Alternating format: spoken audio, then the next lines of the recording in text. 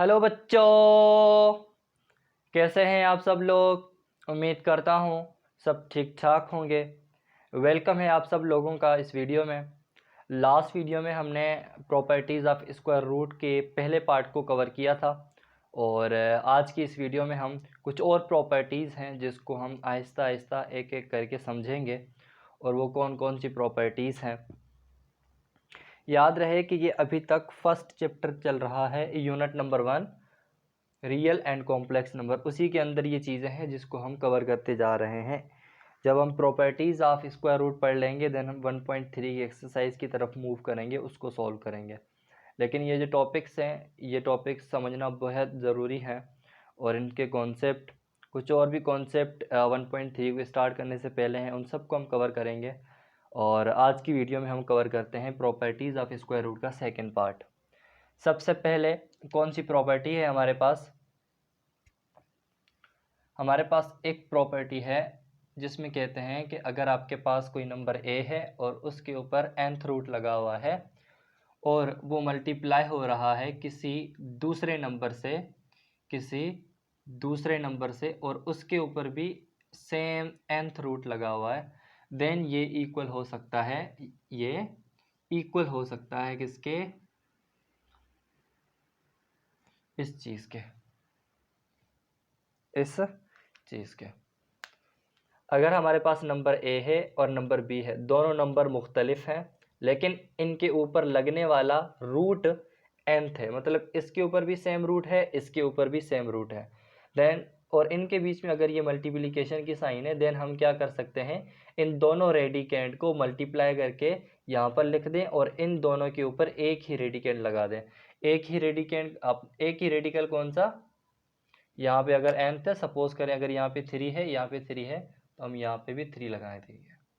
क्यों होगा ऐसा, क्योंकि ये 3 इस पे भी लग जाएगा, ये 3 वाला रूट इस पे भी लग जाएगा और इस पे भी लग जाएगा। इसी बेस के हम जो है ना इसको इस तरह से लिख सकते हैं। सेकंड प्रॉपर्टी कौन सी है, सेकंड प्रॉपर्टी इसके उल्टे है। अगर हमारे पास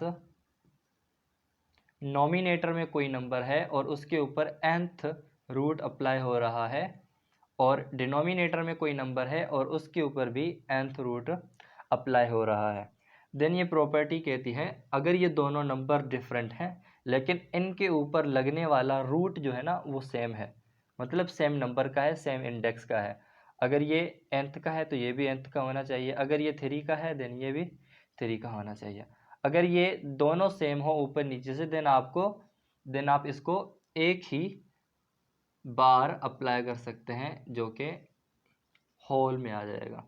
और यहाँ से पता लग जाता है कि ये जो रूट है ना ये ए पर भी है, ये बी पर भी है। इसमें कोई भी कॉम्प्लिकेट चीज़ नहीं है समझने वाली। ये दो प्रॉपर्टीज़ बिल्कुल इजी है। थर्ड प्रॉपर्टी क्या है, थर्ड प्रॉपर्टी में हमारे पास है, अगर हमारे पास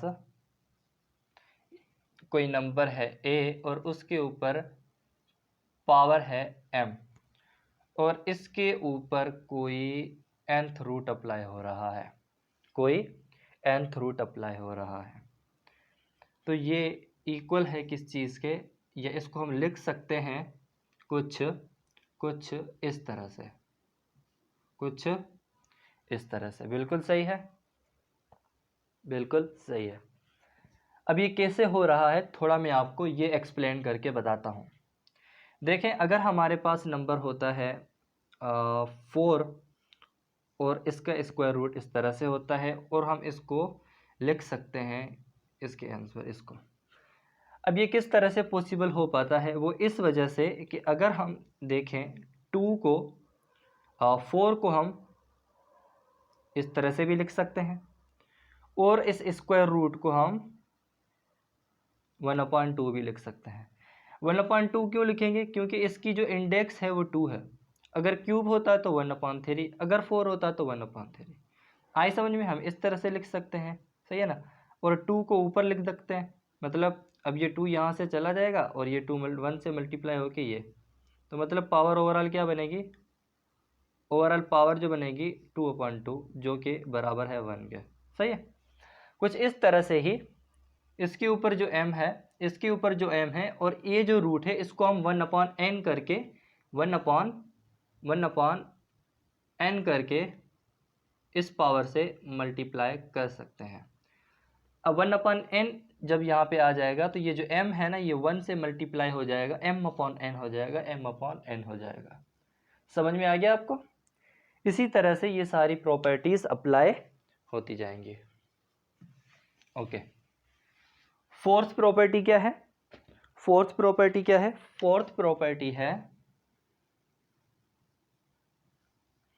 फोर्थ प्रॉपर्टी है अगर हमारे पास कोई नंबर है a और उसके ऊपर कोई पावर अप्लाई हो रहा है n, और इसके ऊपर कोई रूट भी है, लेट सपोज वो रूट है mn, देन हम इसको लिख सकते हैं a पावर n/nm या mn, और ये बराबर हो सकता है किसके? ये बराबर हो सकता है a1/m। समझने की कोशिश करें ये कैसे हुआ है, समझने की कोशिश करें ये कैसे हुआ है। देखें, बस यहाँ पर आपको ये समझना है कि ये जो mnth रूट है ना, इसको हम किस तरह से लिख सकते हैं। इसको जब हम सॉल्यूशन के फॉर्म में लिखते हैं तो ये कुछ इस तरह से होता है। अगर मैं आपको समझाऊं तो ये कुछ इस तरह से होता है, ठीक है।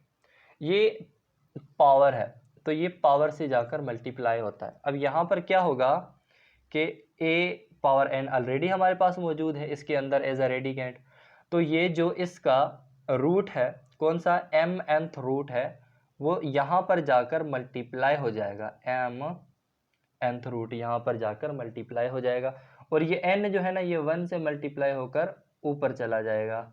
क्या चला जाएगा? ऊपर चला जाएगा, चला गया। अब ये n और n आपस में डिवाइड होकर कट हो जाएंगे, तो फिर 1/m बचेगा। यहाँ पर सेम सिनेरियो हो रहा है, ठीक है। समझ में आ गया आपको? ओके,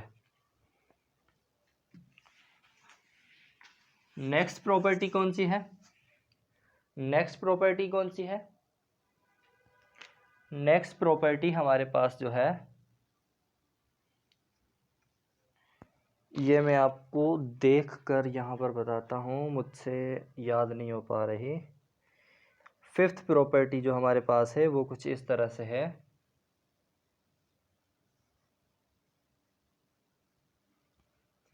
कोई नंबर a है और उसके ऊपर mnth रूट अप्लाई हो रहा है या mnth रूट अप्लाई है। अब इसको लिख सकते हैं कुछ इस तरह से,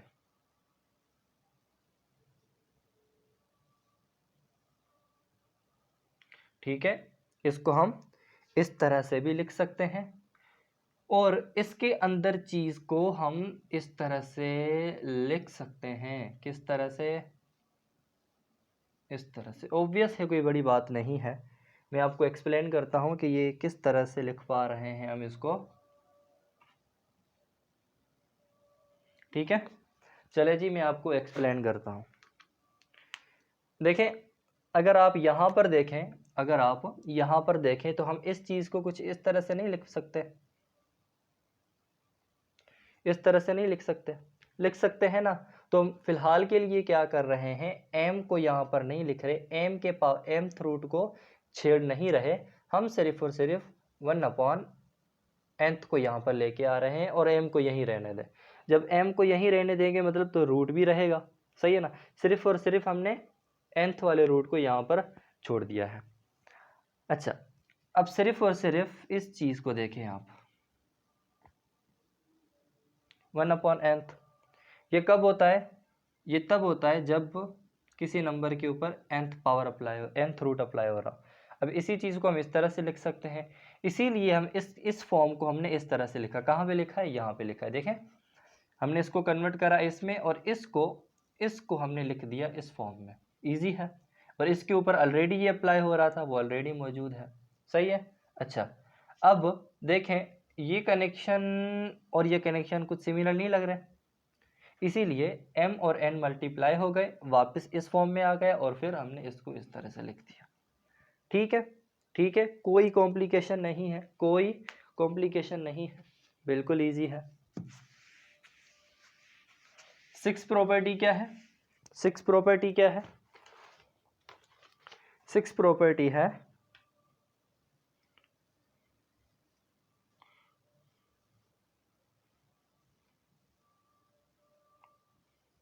ठीक है। अब इस चीज को हम लिख सकते हैं कुछ इस तरह से,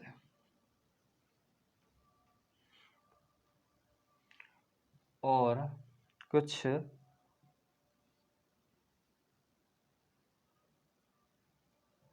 ये पावर है, बिल्कुल ऐसा ना समझिएगा कि ये बेस है, बेस तो हमारा ए ही है और ये पावर है, सही है। ओके, क्या है इस प्रॉपर्टी में? इस प्रॉपर्टी में हमारे पास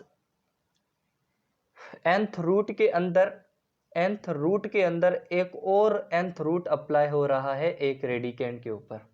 ये चीज़ आपको क्लियरली समझ में आ गई होगी।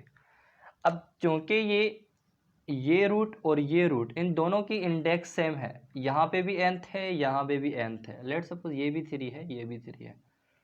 अगर आपके पास दोनों इंडेक्सेस रूट की दोनों इंडेक्सेस सेम हैं, आप उसको मल्टीप्लाई कर सकते हैं, आप उसको मल्टीप्लाई कर सकते हैं।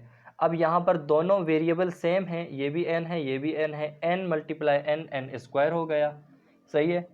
हमने एक ही रूट बना दिया, सिर्फ और सिर्फ इंडेक्स को मल्टीप्लाई कर दिया, और क्योंकि इसके अंदर एक ही वेरिएबल है, वो एक ही वेरिएबल एग्जिस्ट करता है। अब इसी चीज़ को हम इस तरह से भी लिख सकते हैं। ये तो हमें कॉन्सेप्ट क्लियर है कि 1/n स्क्वायर कैसे आया है, क्लियर है, क्लियर है। कोई कॉम्प्लिकेशन नहीं है इस चीज़ में, कोई कॉम्प्लिकेशन नहीं है इस चीज़ में, ठीक है। लास्ट 2 प्रॉपर्टीज हैं, कौन सी हैं?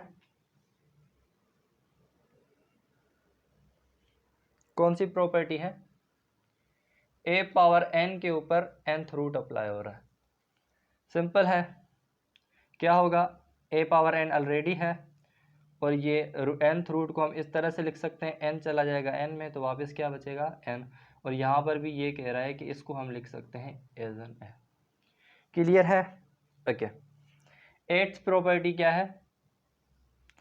8th प्रॉपर्टी में ये है कि